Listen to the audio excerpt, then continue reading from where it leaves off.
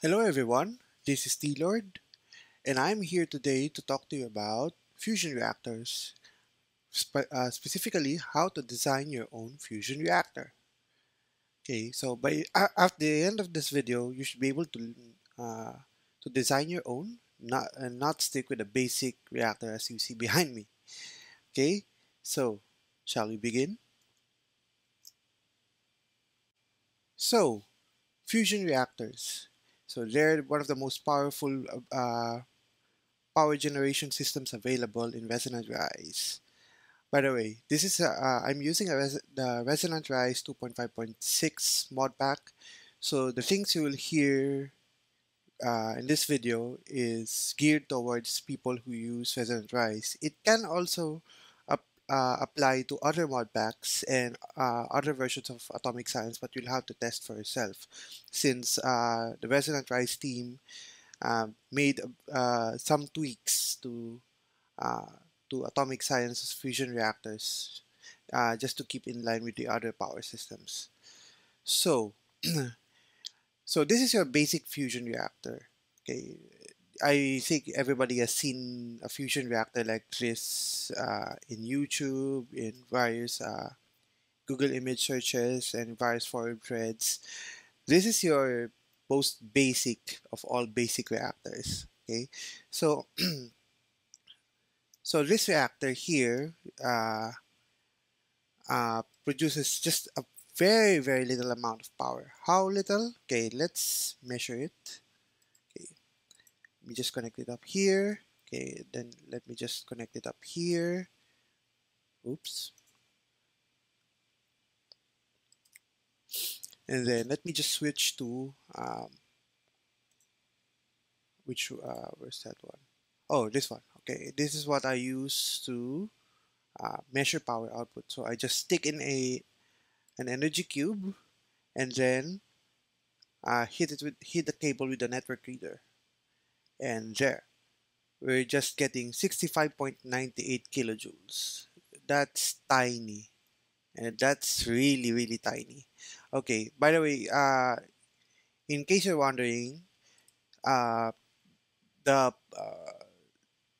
the 65.81 kilojoules you see here is not per tick, it's per second. So if you want to get the actual count per tick, you will need to divide the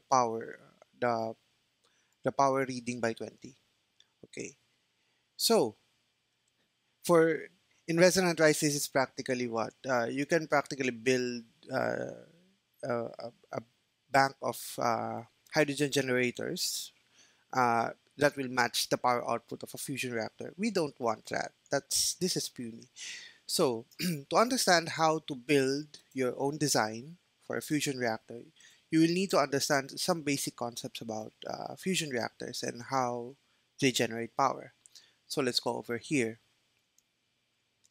Okay, so here is the bare bones, the very minimum fusion reactor. So in a fusion reactor generates what's called the seed plasma. Okay, seed plasma spreads throughout the reactor into various places, and it is very necessary to contain them. Plasma is very destructive liquid or material. Well, it looks like a liquid. So uh, it's very destructive. It can burn away practically anything except electromagnets, electromagnet glass, and bedrock. Okay, those are the only things that it could not break. So be very careful when placing, uh, when creating your plasma enclosure. So just so you can see how plasma is generated, okay, let's get some deuterium. So I'll just stick in some deuterium here. Okay. So now you can see plasma is being generated at four sides. So from these four sides, plasma will spread up to about 6 blocks away from the point of origin. Okay. So that's the first rule. So remember, the uh, plasma must be contained properly. So next up is how the plasma is used. So plasma heats up the adjacent electromagnets. Take note that it does not heat up the electromagnet glass, just the electromagnets, just the bare bones electromagnets. So this is another setup I made. I just enclosed one portion of the previous setup with water, just so you can see how that plasma gets used. So plasma heats up the electromagnet. The electromagnet heats up the water above it. Okay, the water does not have to be a source block. It can be just a flowing water. Let's demonstrate. I'll just get rid of this. Then let's get rid of that. So then I'll just put, okay, let's just put some, okay. Then load up again. Oops, not this one. Okay, this one. Okay, so as you can see, there's flowing water. So it doesn't have to be a source block. It just needs water above it, directly above the turbines. Okay, so I'll stick in some deuterium. So now you can see turbines starting to spin. So these turbines, okay, the basic rule or the general rule for optimum efficiency, the turbine has to be above a water source, directly above uh, the electromagnet. But notice here, this second turbine, it's still spinning even though that there's no electromagnet underneath it. That's because this electromagnet here actually heats up the water adjacent to it. So keep that in mind when designing your reactors. Okay, steam will travel from up to 2 blocks away. As you can see here, it's actually traveling up to 2 blocks away just to reach this one. Now, but this is not going to be, this is not efficient. Okay, how do I know that's not efficient? I'll break the fusion reactor, and then you'll see the first one that will stop is this edge turbine. Let's wait a few moments. Oh, that's a lot of steam.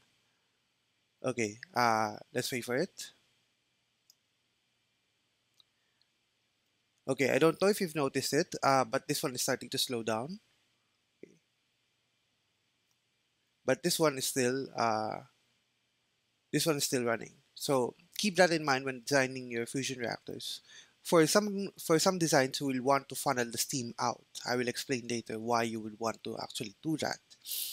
Contrary to other people's comments that you should not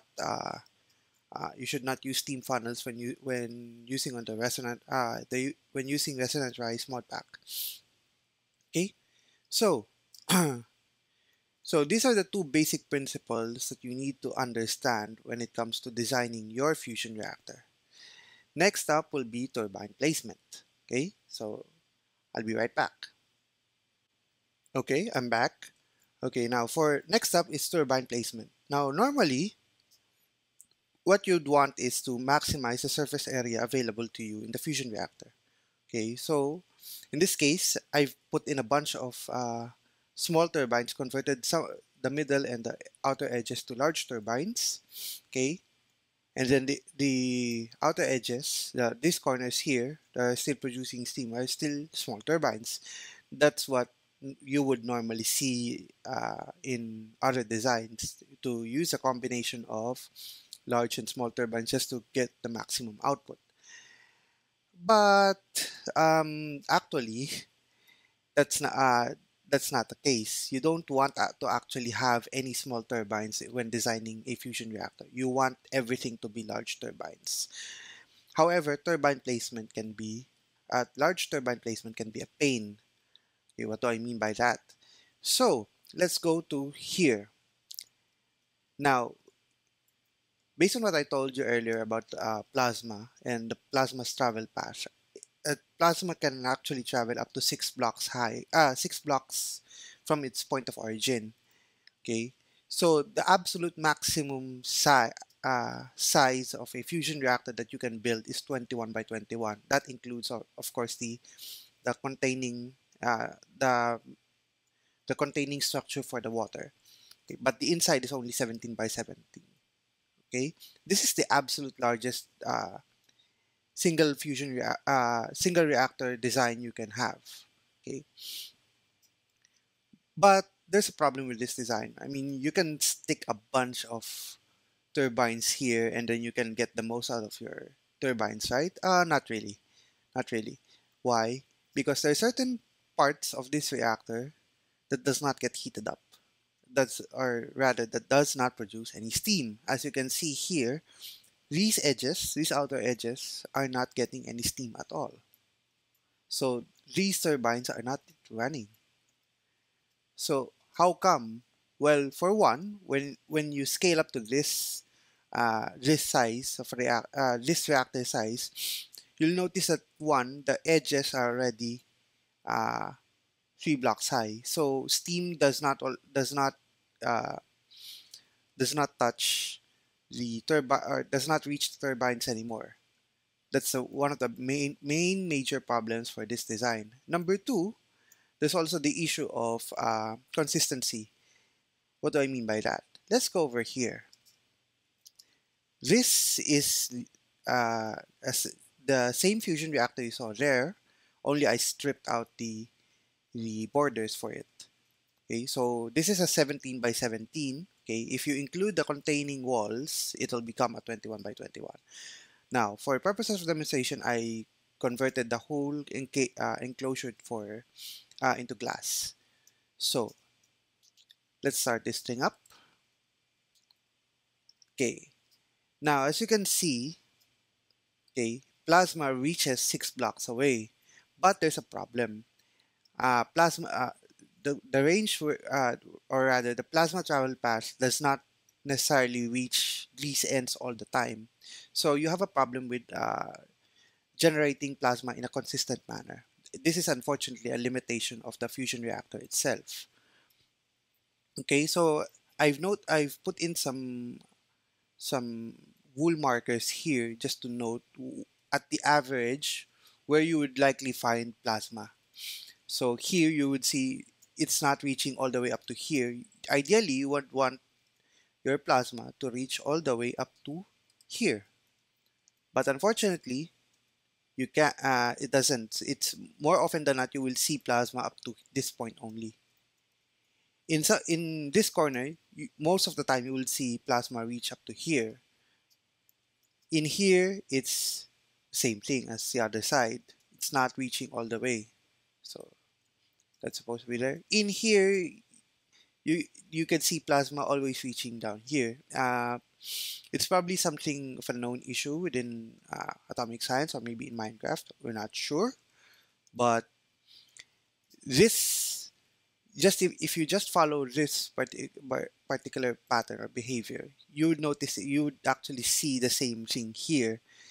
These set of turbines does not run, even though that these inner ones actually have a uh, have an electromagnet touching or within range of them.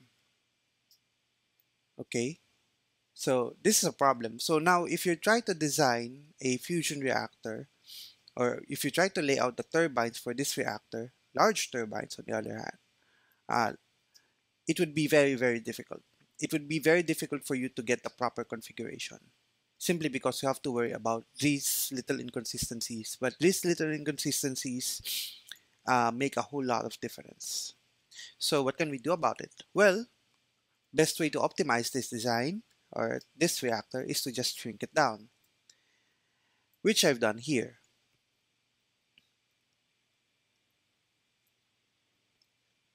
This particular reactor is a 15 by 15. Okay, including the outer walls. If you let's measure it.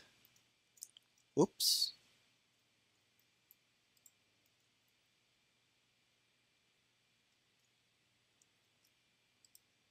Okay, this is 15 by 15.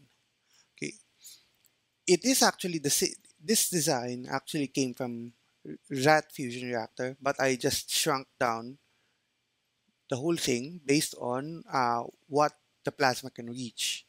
Okay, so if you notice, turbine placement is a little bit more manageable compared to that one. If we try to, I could try to lay out the turbines properly, but it would take me 30 minutes, probably too long for this video, just to be able to show you that yes, you can reach up to 21 turbines on that thing. This one, on the other hand, let me just,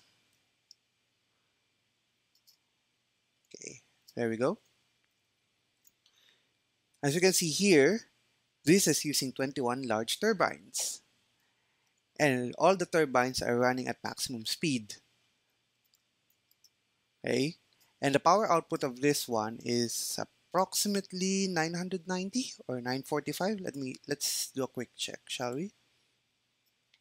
So, to do a quick check, let's put that here, and let's measure it. It's 945, okay. So 21 large turbines running at maximum speed will output 945 kilojoules per second. Okay, so unfortunately, you cannot get any higher than 945 for 21 turbines. There is no way you can, no matter how much you try to relay out this thing, you cannot cram in more than 21. Probably you can try. I've tried it already, but I can't cram more than 21 for this reactor. Okay.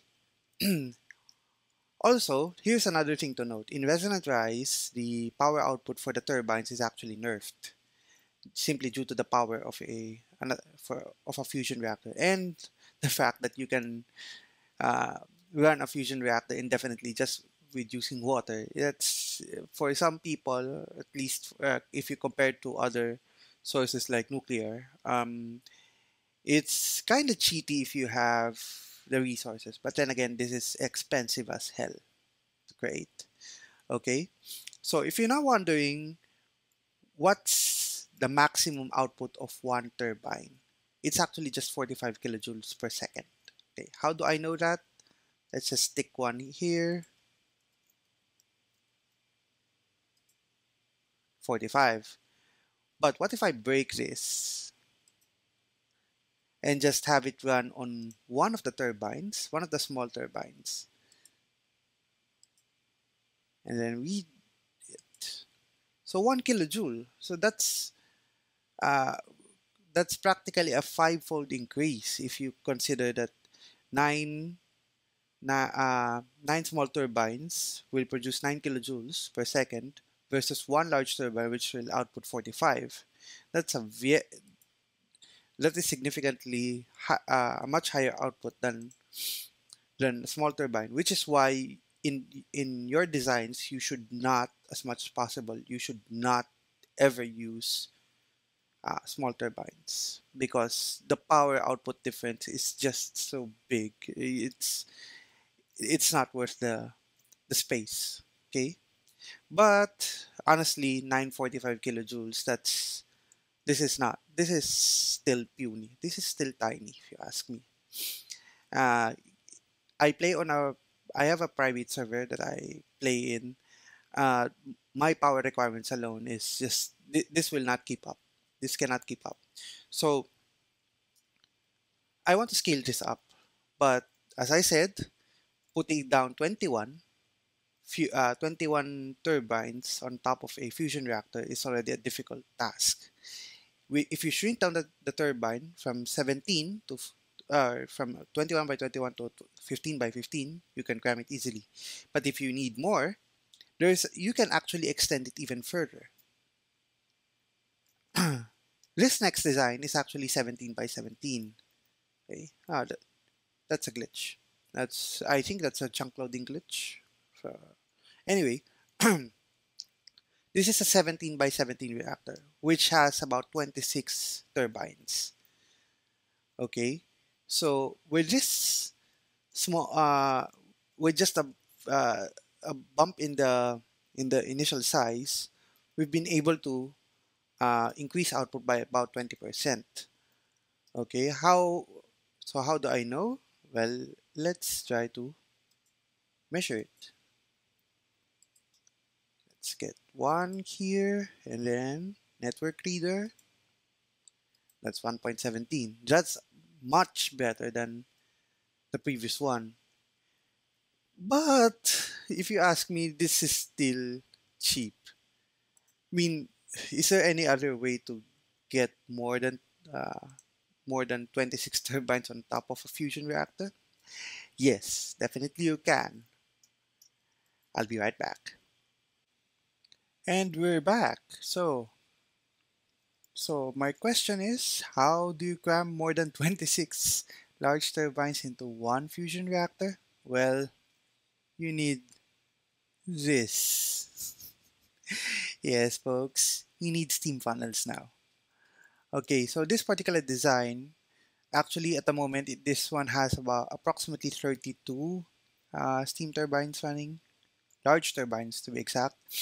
And the reactor is using steam funnels to collect all the steam and then piped out to the reactors. So why would you want to do this? Okay, now, contrary to popular opinion, actually steam funnels have a very important use here. Steam funnels can actually produce enough steam to power 22 large turbines.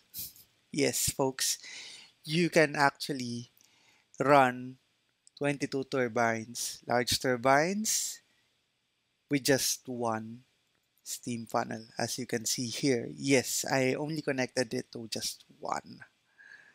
So how come? I don't know exactly the reason why, uh, but I believe it's already a known fact for, uh, it's probably not as known, but it's actually known in some forums that you can actually pump steam into a ton of turbines and still have enough power. So this particular setup is actually the same setup I had over here for the 26 large turbines, but the difference now is I practically played out steam funnels all over the place. So since each funnel can supply enough steam to 22 turbines, you can actually theoretically uh, you can attach about 5,000 large turbines to this particular setup. Yes, you heard me right. 5,000 large turbines. So, yeah, it's crazy. I know the amount is crazy, but there's certain things that you need to understand about large turbines before you can even build a crazy design like that. So first off, you cannot just use any ordinary uh, pipes for pumping steam from the fluid ducts into these many turbines. It has to be fluid ducts. It the so far I've tested mechanical pipes from Mechanism and Buildcraft pipes, but they don't work as well. For some reason, some of it can power only about one third of this whole setup. It could not power the whole array. Second thing to note is that you need for steam turbines to reach maximum efficiency, you need to pump in more steam uh, than one than one uh, than one steam funnel could pump in. Uh, it seems to me that the uh, turbines efficiency, the large turbines efficiency um, um, gets much better as it spins faster. So if you're starting from a cold start, if you're starting your turbine from a cold start, such as this one, I've actually broken and replaced the center one just to demonstrate how this works. So it's taking a while for it to start up. Okay, but once it's running at full speed, it won't require as much steam. Okay, so let me just prime this. Let's just add some more steam to the system. Okay, so there, it's now spinning much faster. But uh, once it goes up to full speed, it doesn't require as much steam anymore, and I can just simply break that fluid duct there. Okay, let's wait for it to. Okay, anyway, let's just continue. Okay, as you noticed, I actually attached two 2 fluid ducts per turbine. You cannot just simply attach one and expect it to work in this fashion. No, it has to be 2. Why is that? Actually, one of the rules for steam turbines, even which applies even to the normal reactor design here, is that there should be at least two small turbines running at peak efficiency before you can convert it to a large turbine. So keep that in mind when you're going for this setup instead of that one. So you need to have at least two small turbines running at full efficiency for you to be able to get a, a large turbine that's also running at full efficiency. Okay, so now that's running properly. Okay, I can break this. So even though I broke that pipe, it's not slowing down. Okay, and it's not also reducing its power output. We can check it here. It's still 990. Okay, which is 990 kilojoules per second is about 22 large turbines running at 45 kilojoules per second, which is the maximum output. Okay, so with this setup, you can power 5,000 steam turbines, and with that, I hope this video uh, provides a lot of insights as to designing turbines and reactors, fusion reactors. So thank you guys for watching. Leave your comments and give this a like and share it to other folks who are in need of a more efficient reactor design. And I hope to see uh, I hope to see better designs in the future for reactors, not that puny setup we had there back the very first one. That's too low. Actually, you can stick with that design and just put in a bunch of steam funnels, and you can get so much more. But hey, this setup looks way cooler than that one. Okay, so I'll be providing also a world download for this, so you guys can see my designs here, and you can browse through my notes. Okay. So thank you guys. See you guys next time.